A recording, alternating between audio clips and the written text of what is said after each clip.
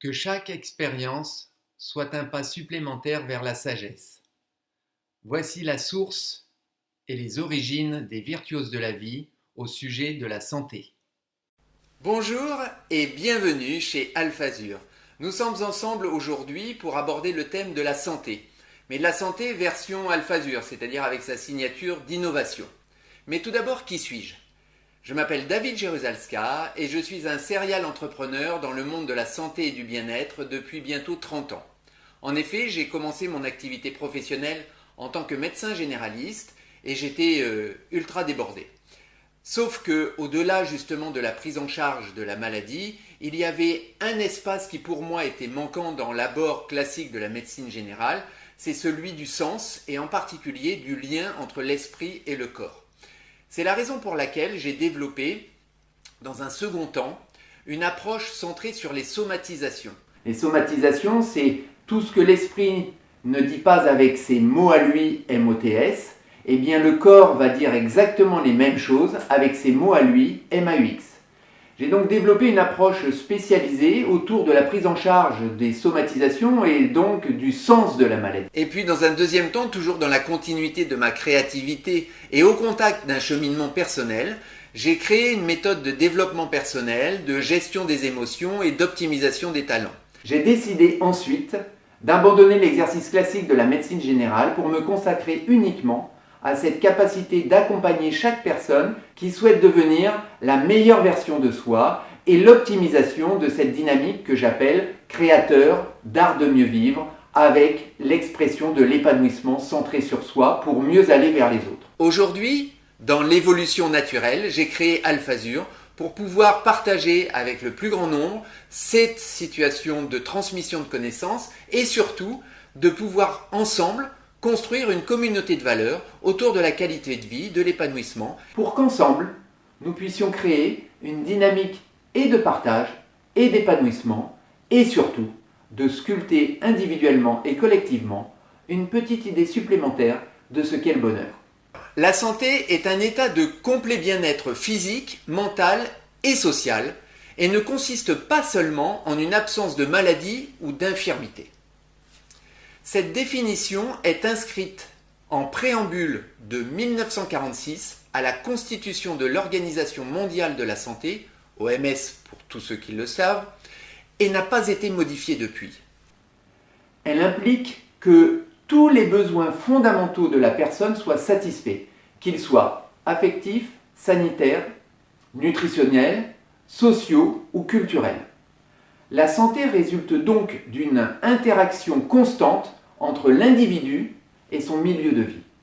L'hygiène, l'alimentation, le mode de vie et l'environnement jouent un rôle prépondérant dans l'équilibre de vie et la santé de chaque individu. Cela explique qu'à travers le temps, l'espérance de vie augmente avec les progrès de la science et la capacité à vivre sainement. Au milieu du XVIIIe siècle, la moitié des enfants mouraient avant l'âge de 10 ans et l'espérance de vie ne dépassait pas 25 ans. En 1800, elle était établie à 30 ans. En 1900, elle bondit à 45 ans. En 2016, l'espérance de vie en France atteint 79,4 ans pour les hommes et 85,4 ans pour les femmes. Alors même que nous avons toujours les mêmes gènes, nous nous retrouvons à travers les siècles à vivre plus longtemps. La preuve est bien établie que les facteurs environnementaux sont donc à l'origine de ces modifications. La science qui étudie ces impacts et qui propose des solutions pour optimiser notre vie s'appelle l'épigénétique. Elle étudie toutes les conséquences de l'environnement sur l'expression de nos gènes. Un exemple très intéressant est fourni par l'étude de l'évolution des caractéristiques physiques en fonction du lieu de vie, théorie scientifique à l'appui bien évidemment. Et cela est remarquablement démontré au fil du temps et de l'évolution de l'espèce humaine. En effet, depuis que nous sommes descendus de notre arbre pour aller découvrir la savane, nous avons progressivement perdu notre pelage. L'irradiation solaire nous a assaillis. Le corps s'est adapté en augmentant la sécrétion de mélanine pour nous en protéger. Ce pigment, qui assure le bronzage et colore la peau en profondeur, va induire une modification de l'apparence cutanée des premiers explorateurs qui s'aventurent hors des forêts ancestrales. La couleur de la peau va aussi varier au fil des générations en fonction des climats auxquels elle doit s'adapter, foncé là où l'irradiation solaire est la plus importante, clair là où la lumière est moindre, évidemment. Afin, en toutes circonstances, d'optimiser la résistance osseuse dépendante du métabolisme du calcium et de la vitamine D, elle-même liée à l'impact du soleil sur la peau. Il est essentiel de comprendre que ces transformations vont se transmettre de génération en génération à travers toutes les modifications de l'expression de nos gènes ayant eu lieu au fur et à mesure de l'évolution de l'espèce humaine. Il en va de même avec tous les contacts qui nous assaillent au quotidien. Nous connaissons tous aujourd'hui l'impact sur la santé des différentes formes de pollution. Autant externe, à travers l'incidence des altérations cruciales de la qualité de l'environnement, qu'interne, liées à la qualité de l'alimentation, à la gestion du stress et des somatisations qui vont évidemment induire des altérations durables. Nous sommes donc les conséquences de nos modes de vie. Un certain nombre d'études scientifiques a mis en lumière les retentissements d'une modification de nos comportements sur le changement de nos capacités à être en bonne santé. Une des premières études concerne les conséquences physiques sur la population locale d'une épidémie de famine ayant duré 3 ans dans les années 1920 en Russie et ayant abouti à la mort de 30 à 50% des habitants. Les enfants de ces rescapés ont développé des troubles de la santé bien plus importants que les personnes non exposées à ces traumatismes physiques. Cela a été démontré par l'étude des télomères, ces petits bras situés au bout de nos chromosomes. Plus ils sont développés et plus ils indiquent une capacité à vivre longtemps et en bonne santé. Plus ils sont courts, plus on meurt tôt. Il a été découvert que les enfants de ces rescapés avaient des télomères particulièrement courts. Et que cette modalité d'expression se retrouvait intacte chez leurs descendants qui, eux, n'avaient jamais connu la famine. Une incidence supplémentaire s'exprime par une modification du métabolisme alimentaire. La cicatrice d'une famine est représentée au niveau des cellules par la nécessité de stocker le moindre aliment et de favoriser ainsi l'apparition de tendances à développer une obésité. Une autre étude, établie sur les descendants américains des esclaves africains, a montré qu'ils étaient majoritairement plus enclins à développer des maladies cardiovasculaires, en particulier celles liées à l'hypertension artérielle. Leurs aïeux ont subi des conditions effroyables de maltraitance. Durant la traversée maritime, ils ne pouvaient quasiment pas boire. Ceux qui survivaient étaient ceux dont le métabolisme retenait le mieux le sel. Or, l'hypertension artérielle est liée à une prédisposition génétique et à des facteurs de risques externes comme l'obésité, le stress et la consommation excessive d'alcool et de sel. A fortiori, lorsque ces cellules ont appris à retenir le sel.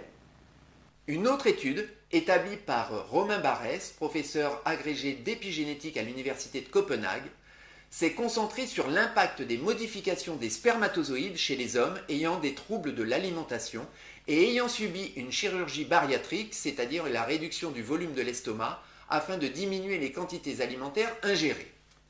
L'idée originale de pouvoir se concentrer sur les cellules sexuelles permettait d'en détecter les incidences sur leurs descendants. 1 an après l'intervention, les hommes avaient perdu en moyenne 30 kg et leur bilan métabolique s'était considérablement amélioré. Au niveau de leurs spermatozoïdes, sur les 20 000 gènes qui nous constituent, plusieurs milliers portaient de nouvelles marques épigénétiques. Le stress, quant à lui, est un pourvoyeur extrêmement important de somatisation et d'altération de l'équilibre physiologique et psychologique. Il est à l'origine de bon nombre de perturbations pathologiques qui ont des conséquences sur l'expression des gènes. Et vous en avez toutes et tous entendu parler, ou pire, vécu ces conséquences. 2 points. Migraine, hypertension artérielle, maladie de peau, troubles musculo-squelettiques, fatigue, troubles du sommeil, accélération du vieillissement, déficit nutritionnel, déficit immunitaire, troubles de l'humeur, anxiété, phobie, voire dépression, troubles de la vigilance, somnolence diurne, difficulté à se concentrer, troubles de la pensée, de la mémoire, répercussions physiques évidemment, telles que instabilité motrice et parfois même des perturbations métaboliques. La dernière étude du Centre international de recherche sur le cancer, CIRC à Lyon, montre une fois de plus l'importance d'une hygiène de vie optimale. En effet, selon ces chercheurs, plus de 40% des cancers sont évitables, soit plus de 2 cancers sur 5, et ils sont liés principalement à 13 facteurs de risque qui émanent d'un environnement ou de mode de vie néfaste. Le rapport note que 142 000 cas de cancer sur les 350 000 diagnostiqués en 2015 auraient pu être évités si l'ensemble de la population n'avait pas été exposée aux facteurs de risque étudiés ou si son exposition avait été limitée. Les principaux facteurs de risque mis en lumière sont le tabac, l'alcool, l'importance du surpoids, de l'obésité évidemment et de l'alimentation déséquilibrée, une activité physique insuffisante, les infections, les radiations ionisantes, la pollution atmosphérique, le rayonnement solaire, les expositions professionnelles, l'allaitement de moins de 6 mois et l'exposition aux substances chimiques, évidemment, concrètement. Cela signifie 68 000 cancers liés au tabagisme, 28 000 liés à l'alcool, 18 000 liés à la mauvaise alimentation et plus de 18 000 liés à l'obésité. Là encore, nous retrouvons des perturbations de l'expression des gènes face aux facteurs environnementaux. Tout ce que l'épigénétique peut aujourd'hui expliquer et permettre de résoudre. Mais d'autres facteurs induisent aussi des altérations de la santé. Ce sont les héritages psychologiques de nos ancêtres, le plus souvent invisibles et malheureusement inconnus. Ils correspondent à la transmission transgénérationnelle des traumatismes psychiques. Une notion développée dans l'ouvrage « La transmission transgénérationnelle des traumatismes et de la souffrance non dite », dont l'auteur est Florence Calicis. Elle dit 2 points. Cette compréhension a été notablement établie par Madame Tillmans en 1995. Elle montre comment un enfant devient le dépositaire d'une souffrance qui ne lui appartient pas directement, mais dont il révèle la persistance. Elle y décrit comment elle mobilise le traumatisme du parent par le biais de toutes petites manifestations non verbales qui s'expriment dans le comportement. Pour comprendre le mécanisme qui préside à ce phénomène de résonance émotionnelle d'une génération à l'autre, la notion de transfert est fondamentale. Lorsqu'une situation actuelle rappelle par un trait commun le traumatisme non résolu, plus ou moins refoulé, au niveau de l'enfance, une émotion, une odeur, une ressemblance physique entre l'auteur du traumatisme et quelqu'un d'autre, il y a une énergie psychique particulière qui se dégage et qui peut prendre des formes diverses, crispation, angoisse, tremblement de la voix, rougissement, agression, pétrification, bref, une réaction particulière que l'entourage trouve bizarre, inhabituelle et incompréhensible. C'est comme si, à son insu, la personne s'attendait à revivre le traumatisme. Quand le traumatisme n'est pas digéré, quand il n'est pas mis en mots, ce sont les attitudes qui le révèlent. La transmission de traumatisme psychique renvoie à des événements bien précis de l'histoire qui ont fait effraction dans le psychisme de la personne. La transmission de la souffrance d'une génération à l'autre s'exprime de façon différente car celle-ci peut faire référence à un passé douloureux, à une ambiance familiale lourde, à des interactions familiales subtilement pathogènes, sans qu'il soit possible d'identifier un ou des événements traumatiques précis. Dans une étude considérant l'impact des non-dits familiaux sur les générations suivantes, en particulier en lien avec le déclenchement d'une psychose à la génération suivante, Matteo Salvini, en 1995, montre très subtilement combien la minimisation de la souffrance, si elle est pour la génération qui l'a vécue une manière de survivre, devient un piège pour la génération suivante. Selon lui, cette minimisation de la souffrance dans l'histoire des parents constitue un des principaux facteurs de risque dans le déclenchement à la génération suivante de troubles psychologiques pouvant aller jusqu'à des pathologies psychiatriques graves telles que la psychose. Il appelle méconnaissance de la réalité cette minimisation ou négation de leur souffrance durant leur propre enfance. Souvent, les parents des personnes psychotiques ont un passé lourd mais gardé secret. Dans leur discours, Ils cachent leurs souffrances d'enfants et parfois même idéalisent leur enfance. Ils racontent à leurs enfants qu'ils ont eu une enfance heureuse et que tout va bien dans leur vie. Mais leurs enfants captent bien, sur le plan non-verbal, une souffrance enquistée, encore vive chez leurs parents. Ces enfants-là ne savent plus quoi penser. Ils sentent des choses pourtant justes, mais qui ne sont pas validées par le discours de leurs parents. La confusion s'installe alors en eux, totalement. Cela va aboutir, au mieux, à une incapacité à pouvoir se faire confiance, compte tenu du fait que leur ressenti ne va pas dans le même sens que le discours officiel. Et au pire, dans la construction inconsciente d'une posture de dissociation de la réalité selon deux orientations distinctes, ce qui fait le lit de pathologies psychiatriques extrêmement péjoratives, telles que la psychose. Ces conséquences sont le fait de modifications inconscientes de la pensée, elle-même directement en lien avec l'environnement spécifique relationnel. Là où l'épigénétique permet aujourd'hui d'expliquer les conditions de la transmission des traumatismes à travers l'impact de ces souffrances sur l'expression des gènes. Nous appréhendons chaque jour un peu mieux les différents mécanismes à l'origine des modifications de l'expression de nos gènes. Le docteur Laurent Vercoustre, dans son dernier ouvrage « Réformer la santé, la leçon de Michel Foucault », aborde la nécessaire évolution de la prise en charge de la santé et par le corps médical et par les institutions concernées, autant les pouvoirs publics que les établissements de soins publics ou privés, mais surtout, et avant tout, par chacun d'entre nous. Le constat est clair. Les raisons d'être en bonne santé ont considérablement évolué en un siècle. Au début du XXe siècle, les principales et les plus fréquentes causes de maladies étaient représentées par les infections.